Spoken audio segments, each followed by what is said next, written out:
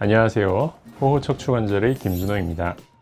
오늘 다룰 주제는 결절종입니다. 결절종은 정형외과에서 아주 흔하게 볼 수 있는 양성 종양입니다. 저희 병원만 하더라도 하루에도 몇 분씩 오는 경우가 꽤 있을 정도로 흔합니다.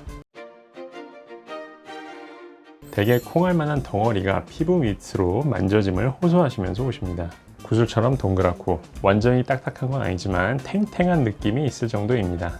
눌러서 아프거나 지릿한 등의 증상을 가지는 경우는 드문 편이고요.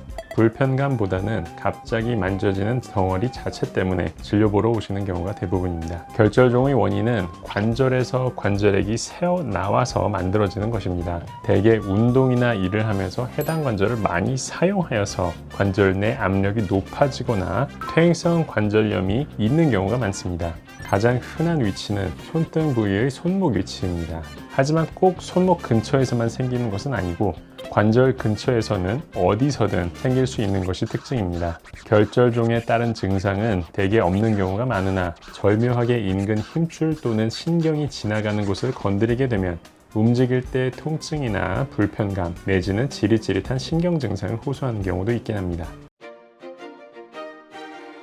진단은 임상적으로 내리는 경우가 많습니다. 엑스레이에서는 잘 보이지 않고요. 초음파상으로 피하 지방층의 동그랗게 종개를 확인할 수 있습니다. 가끔은 관절과 연결되어 있는 통로도 보이기도 합니다. 신체 검진상으로 결절종의 불빛을 쬐면 마치 조명처럼 주변부가 밝게 빛나고 빛이 투과되는 특이소견을 관찰할 수 있습니다. 결절종 안에는 관절액이 있어 찐득하고 투명한 젤라틴 같은 물질이 들어차 있기 때문입니다. 최근 들어 갑자기 나타났다는 등의 병력 소견 또한 진단에 도움이 됩니다. 다만 결절종이 아닐 가능성이 높다 판단되는 경우 MRI 등의 추가 검사가 필요한 경우가 있을 수 있습니다.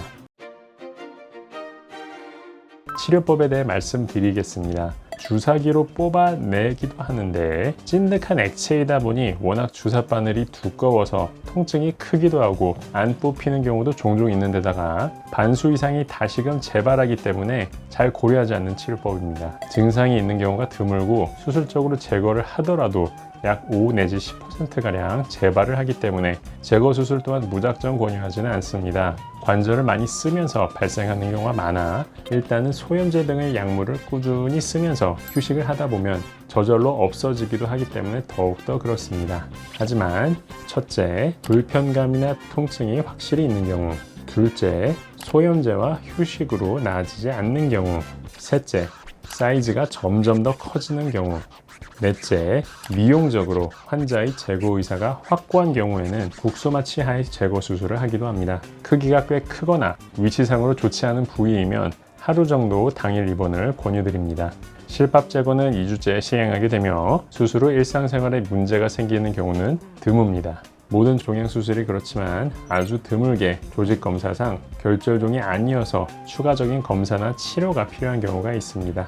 그럴 경우에도 저는 항상 원칙을 지키는 종양 절제술을 하기에 추가적인 손상을 최소화할 수 있도록 하며 환자분께 충분히 설명을 드리고 상의함을 지침으로 삼고 있습니다. 이상으로 결절종에 대해서 설명드렸습니다. 오늘도 관절 건강, 호흡 척추관절과 함께 하시길 바랍니다. 감사합니다.